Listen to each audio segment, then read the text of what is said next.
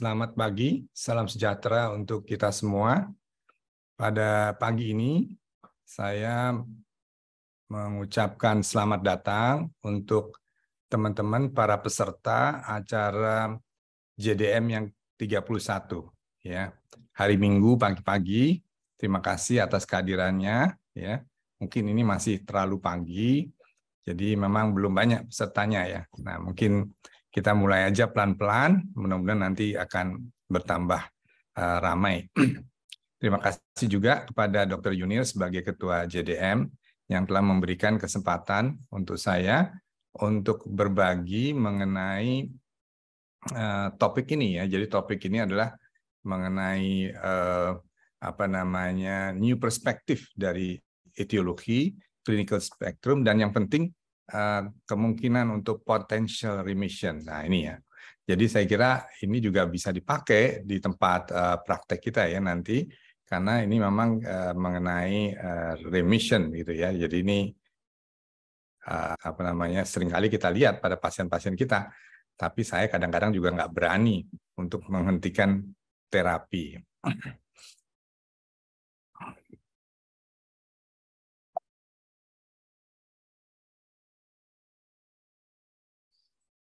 Oke, ini yang akan kita bahas. Saya awali dengan apa sih yang dimaksud dengan remission. Kemudian kita akan bahas mengenai patofisiologi DM tipe 2 yang memang agak kompleks, tapi nanti mudah-mudahan bisa disampaikan dengan lebih mudah. Kemudian adanya novel diabetes subtype, nanti berkaitan dengan mana yang sebetulnya bisa cenderung untuk terjadinya remisi. Kemudian kita juga akan bahas mengenai genetic risk factor. Dan terakhir, DM tipe 2 potential remission. Nah, memang diabetes ini adalah suatu penyakit kronik dan progresif. Itu memang sudah sering kita dengar, kronik dan progresif. Dan menurut paradigma lama, memang diabetes itu tidak bisa sembuh, tetapi bisa dikontrol. Itu sering kita sampaikan kepada pasien. Tetapi berdasarkan bukti-bukti baru, kita sudah mendengar bahwa adanya remission baik untuk prediabetes maupun DM tipe 2. Khususnya pasien-pasien DM tipe 2 yang gemuk yang menjalani bariatric surgery. Tapi kemudian bahwa tanpa bariatric surgery juga bisa didapatkan adanya remisi pada pasien DM tipe 2. Apa yang dimaksud dengan remission? Nah, kalau kita bilang sembuh, diabetes itu bisa sembuh, tentunya yang diharapkan bahwa kadar gula darahnya itu normal dan tidak perlu untuk melakukan penatalaksaan lebih lanjut. Mungkin yang dibutuhkan adalah upaya-upaya untuk pencegahan diabetes selanjutnya. Nah, mungkin yang lebih cocok adalah remission. Ya, dalam hal remission di sini, bahwa HbA1c itu turun di bawah 6,5 ya. Kemudian dalam waktu 3-6 bulan tanpa adanya penatalaksaan diabetes. Nah, mungkin lebih cocok kita sampaikan bahwa ini adalah remission begitu ya. Nah, tapi kemudian remission ini tetap membutuhkan satu support ya, support untuk perubahan gaya hidup ya, untuk mempertahankan remission ini lebih lama begitu ya. Nah, remission itu terjadi pada 1 di antara 20 pasien ya. Dan kemungkinan dia bisa terjadi adalah pada subgrup new onset diabetes. Jadi pasien diabetes yang baru kurang dari 2 tahun saat didiagnosisnya. Kalau di sini disampaikan etnik African American karena penelitiannya di negeri-negeri barat. Kemudian usianya lebih dari 65 tahun dan belum mendapatkan obat antidiabetes pada saat baseline ya.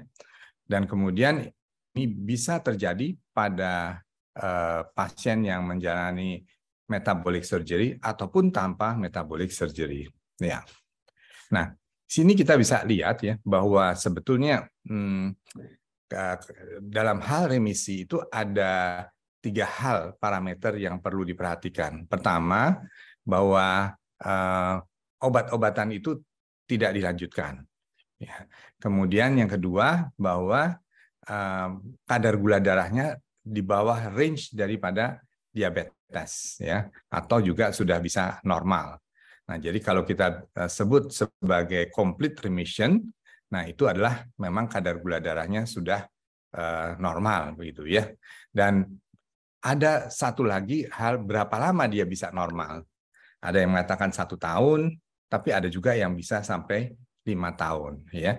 Dan di sini kalau 5 tahun kita bilang itu adalah sebagai prolonged remission. Nah, nanti mungkin ini penting karena kita harus memahami nanti studi-studi yang remisi tersebut ya. Nah, mungkin dari gambar ini kita sudah sering lihat ya. Jadi pasien DM tipe 2 ini adalah satu kondisi yang istilahnya kronik dan progresif, dan kita bisa melakukan upaya pencegahan ya pada prediabetes di sini, ini sudah kita kenal, tapi juga pada awal diabetes. Jadi ini adalah potensial untuk mengalami remisi. Nah, selanjutnya kalau sudah dia lebih turun lagi khususnya mengenai beta cell function, maka kita upayanya adalah mencegah atau mengurangi progresinya. Jadi progresinya diperlambat dan juga memperlambat dari komplikasi diabetesnya. Ya. Nah, kita pindah ke topik yang kedua, yaitu patofisiologi diabetes. Saya kira gambar ini sudah sering kita lihat bahwa diabetes sebagai non-communicable disease ini mempunyai faktor risiko yang kita kenal, yang bisa dirubah dan yang tidak bisa dirubah. Yang bisa dirubah adalah obesitas, low physical activity, unhealthy diet. Ya, ini kita bisa rubah ya. Tetapi yang tidak bisa dirubah adalah keturunan dan juga etnis. Nah, ternyata di belakang risk factor ini ada berbagai macam mekanisme yang bekerja ya. Misalnya kemarin kita sudah mendengar dari Dr. Farid Kurniawan mengenai gut dysbiosis. Jadi gut dysbiosis adalah perubahan dari mikroba usus yang kemudian menyebabkan adanya proinflamasi ya dari usus ini yang akhirnya menyebabkan kecenderungan ke arah chronic inflammation ya, jadi chronic inflammation ya, dan kemudian nanti ini akan juga menyebabkan reaktif oksigen species yang berkaitan dengan terjadinya komplikasi diabetes ya, diaktifasi dari alur-alur dari polyol pathway, AGEs dan seterusnya ya. Nah, di samping gut dysbiosis, inflamasi dan ROS, ini juga ada mitokondria dysfunction yang ditentukan secara genetik, di mana di sini ada masalah gangguan di fusion dan fission ya di dalam mitokondria ya. Dan juga genetik ini ternyata juga mempengaruhi kemampuan untuk insulin resistant maupun insulin secretion ya. Nah, mungkin di samping insulin resistant, yang penting juga untuk terjadinya DM tipe 2 adalah insulin secretion. Yang sebelah kiri ini kita sudah kenal bagaimana sebetulnya sekresi insulin itu diatur di beta sel pankreas ya. Kemudian di sini kita lihat bahwa dengan pooling dari kalsium di intrasel ini memungkinkan untuk terjadinya sekresi daripada insulin tadi ya. Nah, ada berbagai kondisi yang menyebabkan bahwa terjadi disfungsi dari beta sel ya. Di sini adalah lipotoxicity dan glucotoxicity ya. Sehingga ini menyebabkan adanya oxidative stress yang menghambat pooling kalsium ke dalam intrasel, sehingga di sini juga akhirnya menghambat dari sekresi dari insulin ya. Nah, ini ada satu hipotesis yang menarik ya. Nanti ini akan dijelaskan lebih lanjut oleh Prof. Rino ya. Jadi ini saya hanya sedikit mengawali aja bahwa di sini adalah twin cycle hypothesis. Jadi di sini adalah komunikasi antara liver cycle dengan pancreas cycle. Jadi kalau seorang memakan makanan yang berlebihan secara kalori, tentunya kalori itu yang berlebihan harus disimpan. Dalam bentuk apa? Tentu disimpan dalam bentuk lemak ya. Akibatnya apa? Terjadilah timbunan lemak di liver ya, dan ini menyebabkan adanya insulin resistant dan ini menyebabkan produksi daripada glukosa di hati itu menurun begitu ya. Tetapi di sini terjadi peningkatan dari produksi VLDL dan triasilglycerol, dan kemudian ini harus disimpan, tetapi karena tempat cadangannya itu sudah penuh, maka kemudian dia pergi ke pankreas, dan disinilah tadi menyebabkan proses lipotoxicity yang menyebabkan bahwa kadar glukosa darah postprandial itu meningkat, begitu ya. Ya, baik. Itu tadi sedikit mengenai pathomekanisme DM tipe 2, bagaimana terjadinya. Ya, sekarang kita coba melihat ya bahwa bagaimana sebetulnya dengan pathomekanisme itu ternyata DM tipe 2 itu bisa di subklasifikasikan ya. Nah, kita lihat di sini studi yang dilakukan di Skandinavia ini cukup besar. Kemudian berdasarkan beberapa clinical parameter yang sudah kita kenal, yaitu anti-GAD, usia, BMI, HbA1c, HOMA-B, dan HOMA-IR. Kemudian pasien-pasien DM tipe 2 itu bisa dibagi atas 5 kelompok, ya, 5 kelompok atau 5 klaster, ya, yaitu yang gadanya positif itu DM tipe 1 dan LADA, ya, late onset autoimmune disease, dan di sini yang besarnya sekitar 6%, kita sebut sebagai severe autoimmune diabetes, ya, severe autoimmune diabetes. Nah, kemudian yang lain itu ternyata bisa dikelompok-kelompokkan ya, menjadi yang severe insulin deficiency diabetes, kemudian severe insulin resistant diabetes, kemudian MOD itu mild obesity related diabetes, dan mild age-related diabetes. Nah, ini sebetulnya yang resiko komplikasinya itu paling rendah, yang terakhir jumlahnya memang paling banyak ya. Nah, kalau kemudian kita petakan, ya ternyata klaster-klaster itu mempunyai perbedaan ya dalam hal insulin resistant. Yang paling tinggi ini klaster nomor 3 ya.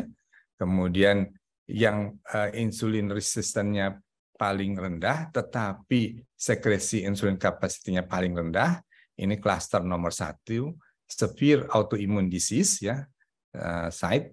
Kemudian di sini memang kemungkinan dia akan cepat membutuhkan terapi insulin. Jadi pembagian klaster ini berkaitan dengan rekomendasi obat-obatan yang bisa digunakan, tetapi juga berkaitan dengan kemungkinan untuk terjadinya remisi pada pasien-pasien diabetes tipe 2 khususnya ini. Ya. Nah, kemudian kita pindah ke subklasifikasi yang berikutnya. Kali ini tadi berdasarkan clinical parameter, sekarang berdasarkan genetik ya.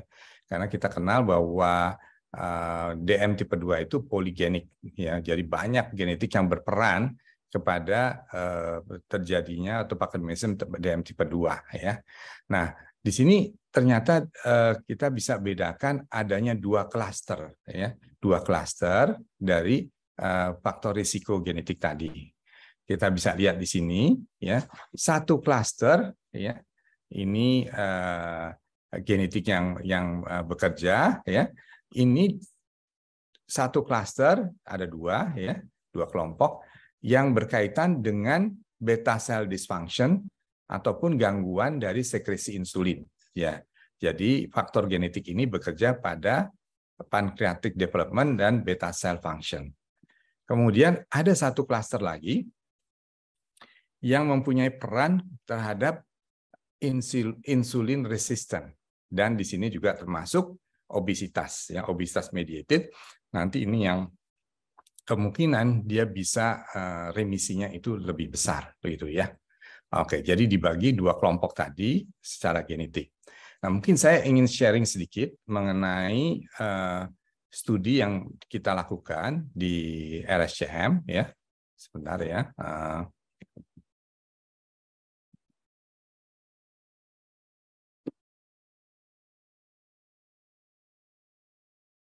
Maaf ini ya, saya pasti hilangkan ini.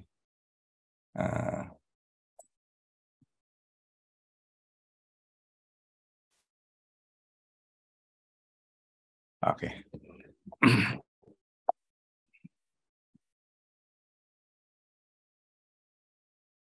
Ya, jadi studi ini kita lakukan di RSCM ya, dan di sini kita lihat bahwa kita meneliti pada orang-orang yang masih normal, anak-anak dari pasien-pasien diabetes, dan ada yang tidak mempunyai keturunan diabetes.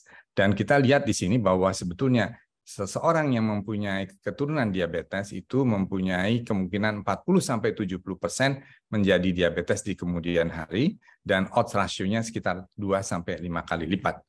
Apa ciri-ciri dari orang-orang yang masih normal, benar-benar normal gula darahnya, itu di Indonesia seperti apa? Prevalensi dislipidemia itu lebih tinggi ya kalau dibandingkan dari yang non-FDR. Kemudian walaupun BMI-nya sama, ternyata central obesity-nya juga sudah terlihat dan kadar trigliseridnya juga sudah lebih tinggi. Dan ini berkaitan dengan insulin resistant. Ini hasil observasi dari Prof. Aman Pulungan. Kemudian juga ternyata keturunan dari pasien tipe 2 atau FDR tadi, dia juga mempunyai resistensi insulin dan juga berkaitan dengan non-alcoholic fatty liver disease. Ya, nanti mungkin dijelaskan oleh Prof. Primo kemudian. Nah, sekarang apa sebetulnya yang melatar belakangi perbedaan tersebut ya dalam hal metabolik insulin resistan dan DM tipe 2. Dan kita lihat di sini memang ada perbedaan kapasitas ya, kemampuan penyimpanan energi lebih pada sel adipus subkutan ya. Jadi kita bisa lihat bahwa kalau pada FDR ya, kemampuan untuk menyimpan energinya lebih tadi atau lemak tadi itu lebih kecil sehingga terbentuklah lemak-lemak di jaringan ektopik. Kita bisa lihat pada gambar ini ya, ternyata bahwa yang FDR itu mempunyai ukuran sel lemak subkutan yang lebih besar tapi kemampuan untuk menyimpan energinya lebih rendah ya. Nah, kemudian kita bisa lihat di sini bahwa apa implikasinya ya dengan kemungkinan untuk menyimpan itu lebih rendah. Maka kalau dia diberikan makanan yang high fat diet, maka kelompok FDR ini lebih cepat mengalami penyimpangan metaboliknya. Berat badannya itu lebih cepat naik. Kemudian juga di sini tanda-tanda proinflamasinya lebih cepat timbul gitu ya. Nah, ini adalah hasil dari penelitian yang kita lakukan. Jadi dua kelompok, satu yang FDR dan satu non FDR, kemudian kita paparkan dengan high fat diet ya selama kurang lebih 1 minggu, dan di sini kita bisa lihat bahwa masih normal ya, kadar gula darah yang normal, tetapi yang FDR itu kadar insulinnya itu sedikit lebih tinggi dibandingkan yang non FDR gitu ya. Dan kemudian juga ya, kadar kolesterolnya, dislipidemia itu lebih tinggi yang FDR dibandingkan non FDR. Dan ternyata pada yang kelompok FDR setelah dilakukan paparan ini terjadi istilahnya polarisasi ke arah inflamasi. Jadi terjadinya low grade chronic inflammation. Jadi walaupun metaboliknya masih relatif normal, tetapi sebetulnya sudah mempunyai kecenderungan untuk terjadinya proinflamasi. Nah, ini hasil yang kita dapatkan dari penelitian pasien-pasien tadi. Sekarang kita beralih ke masalah obesitas, visceral fat, DM tipe 2, dan potensial mengenai remission. Ya. Nah, ini kita sudah kenal ya dengan dysmetabolic state atau metabolic syndrome namanya ya. Dan di sini kita lihat kriterianya apa, triglycerid, HDL dan seterusnya ya. Dan penyebabnya juga kita sudah tahu, sedentary life, physical activity, makanan yang berlebihan dan seterusnya. Dan ini berkaitan dengan clinical outcome di sini mengenai CVD DM tipe 2, cancer, juga respiratory disease ya. Nah, sekarang fenomena ini sudah kita kenal ya. Nah, kalau kita ingin lihat apa sih sebetulnya yang terjadi di belakang metabolic syndrome itu, yaitu adalah memang lingkungan dan faktor genetik yang menyebabkan makanan yang berlebih itu akhirnya tidak tertampung kepada jaringan lemak subkutan, ya. Kemudian karena insulin resistant, ya, kemudian lemak itu pergi ke jaringan-jaringan yang lain, antara lain ke central obesity, ke pankreas dan ke otot, ya. Kemudian juga ke liver, non alcoholic fat liver disease, ya. Kemudian liver ini berkomunikasi dengan beta cell melalui liver pankreas axis yang akhirnya itu menyebabkan adanya disfungsi dari beta cell atau disfungsi dari sekresi insulin, ya. Jadi ini adalah menggambarkan apa yang terjadi pathopancreatism DM tipe 2, ya. Nah, sekarang apa yang terjadi kalau seandainya kita menurunkan lemak di liver dan pankreas, ya. Dan di sini memang dari hasil-hasil ya menunjukkan bahwa kalau kita bisa menurunkan berat badan, ya, menuju ke arah normal, maka lemak di liver itu akan berkurang, ya. Ternyata dengan lemak di liver itu berkurang, itu juga akan memperbaiki respon dari insulin secretion, ya. Sehingga disinilah kemungkinan ini bisa terjadi remisi. Dan remisi itu bisa terjadi sampai 60%, ini dalam studi counterbalance yang nanti kita akan perlihatkan, itu masih kurang terjadinya 4 tahun untuk diabetes, tapi kalau dia sudah lebih dari 8 tahun, kemungkinan remisinya hanya tinggal 21% saja. Nah, ini adalah berbagai macam studi, counterpoint, counterbalance, dan direct. Ya. Direct ini dilakukan di komunitas, ya. Kalau ini jumlah pasiennya memang tidak begitu banyak, ya, 11. Nanti kita bisa lihat hasilnya seperti apa, ya. Tapi studi ini membuktikan bahwa adanya komunikasi antara liver dan pankreas, ya. Di mana kalau kita bisa menurunkan berat badan sampai 15,3 kg di sini, dan kemudian kita bisa lihat, ya, kondisi apa yang terjadi setelah penurunan berat badan tadi, ya. Nah, di sini kita bisa lihat, ya, dari hasil counterpoint tadi 11 pasien menurunkan 15,3 kilo, gula darah itu turun yang merah, ya. Kemudian juga kadar trigliseridanya turun, ya. Kemudian di sini adalah sekresi insulinnya itu meningkat, ya. Kemudian di sini adalah first phase insulin secretion-nya itu membaik, ya, dengan diet, ya, selama 8 minggu 600 kalori per hari, ya. Nah, ini studi direct, ya. Studi direct jumlah pasiennya lebih banyak. Di sini disebutkan adalah 60, ya. Tetapi studi seluruhnya adalah sekitar 300. Mungkin observasinya itu belum selesai karena ini dilaporkan sampai studinya 1 tahun. Dan di sini dibandingkan antara yang responnya baik, yang merah, dan yang non-responden. Jadi kalau responnya baik, darahnya itu akan turun, ya. Kemudian kadar insulin puasanya juga turun, ya. Kemudian trigliseridnya juga turun, ya. Dan kemudian di sini yang kita bisa lihat bahwa first phase insulin secretion-nya itu membaik, ya. Jadi ini kita ingin melihat bahwa ada kaitan antara gula turun, kadar insulin turun, trigliserid turun, ya, kemudian sekresi insulinnya itu membaik. Itu yang ingin diperlihatkan.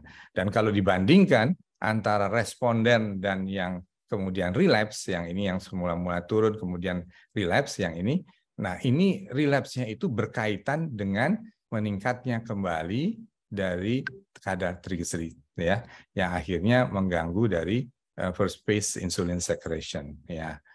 Nah, ini buktinya juga. Jadi DM tipe 2 liver fat-nya itu 36%, ya. Kemudian setelah dia turun dengan low fat low calorie diet, ya, ternyata ini lemaknya yang di liver itu menghilang, ya. Tinggal 2% lagi, ya. Jadi ini membuktikan bahwa kita bisa menghilangkan fatty liver, ya, dengan diet yang sangat rendah insulin. Dan dengan bukti-bukti itu kita bisa mengatakan bahwa sebetulnya terjadinya DM tipe 2 ini memang ada kaitannya dengan fatty liver dan fatty pada pankreas, ya. Dan kalau misalnya kita lakukan, ini bisa terjadi reversibilitas dari ini berdasarkan apa? Berdasarkan dari studi-studi tadi bahwa lemak di livernya menurun, lemak di pankreas menurun, kemudian kemampuan sekresi ya first phase insulin response ini kembali ke arah normal, ya. Itu. Oke. Nah, ini ilustrasinya pada DM tipe 2 ada fatty liver, kemudian VLDL ke pankreas, timbunan lemak, kemudian di sini beta cell dysfunction. Kalau misalnya dia remisi, lemak di sini berkurang, kemudian beta cell function-nya menjadi lebih baik, ya. Dan di sini terbukti melalui twin cycle hypothesis, ya, di mana berkomunikasi antara liver dengan pankreas. Jadi kalau misalnya kita sudah isokaloric balance, ya, weight loss, normal liver fat, kemudian VLDL-nya turun, maka di sini kemampuan sekresi dari pankreasnya itu menjadi lebih baik, ya. Nah, sekarang yang kita diskusikan selama ini kan kita menganggap bahwa DM itu penyakit yang kronik dan progresif, beta selnya terus menurun. Nah, kemudian bagaimana? Apakah yang terjadi kalau remisi itu beta cell function itu membaik atau tetap juga menurun? Makanya di sini dikatakan bahwa memang kita punya window period, ya. Kalau misalnya pasien itu baru sekitar 2 tahun sampai 4 tahun, sehingga kan untuk terjadinya remisi lebih besar, ya. Nah, sekarang bagaimana mencapai remisinya? Ini mungkin yang terakhir, ya. Jadi ini dari Diabetes Kanada mengusulkan satu model yang namanya COMB, yaitu Capability, Opportunity, Motivation, Behavior. Nah, sebetulnya apa yang dikerjakan ini mirip dengan apa yang dikerjakan program kita namanya Posbindu, atau sekarang mungkin Posyandu PTM, dan di situ ada 5 meja, di sini juga ada 5 meja, ya. Kita lihat di langkah pertama, langkah kedua, ketiga, keempat, dan kelima, ya. Apa yang dilakukan dari masing-masing meja itu? Pertama, tentunya kita mendiskusikan mengenai remission itu apa. Remission bukan satu sembuh, ya. Kemudian targetnya apa? 15 kg penurunan berat badan, ya. Dan mungkin ini pasien harus berpikir apakah memang dia mau. Dan kemudian yang kedua, ya, setelah pasien menyetujui, maka dilakukanlah pendataan mengenai biomedical factor, social factor, kemudian physical factor, ya, sebelum kita mengadakan kontrak, ya, advice dengan pasien. Kalau dia memang mau bariatric surgery, maka langsung rujuk ke dokter bedah. Nah, kalau dia mau non-bariatric surgery, non-surgery, maka kita bisa menerapkan low calorie total diet, ya. Dan di sini kita lihat, ya, tahap-tahapannya memang cukup berat, ya. Untuk pelaksanaannya, saya kira ini kita perlu berkolaborasi dengan teman-teman dari baik dietitian maupun dokter gizi klinik, ya, untuk mencapai hal tersebut. Tapi bukan tidak bisa. Beberapa pasien saya juga sudah memperlihatkan hal ini, ya. Ya. Dan kalau kita sudah setuju untuk melaksanakannya, ya, maka kita harus mengkolaborasikan, ya, dengan dokter-dokter yang terkait dan khususnya dokter layanan primer, ya. Dan kemudian ini tentunya harus terus dibantu untuk mencapai, ya. Kalau ini butuh support, ya, untuk mencapai target tadi. Saya kira itu saja yang perlu kami sampaikan. Mudah-mudahan ini memberikan gambaran bahwa DM tipe 2 ini tambah banyak, tetapi sekarang mempunyai kesempatan, kemungkinan untuk remisi, ya. Dan dengan remisi ini juga kita bisa mengurangi tidak hanya gula darah, tetapi komplikasi. Nah, semoga kuliah ini bermanfaat untuk kita semua. Wassalamualaikum warahmatullahi wabarakatuh.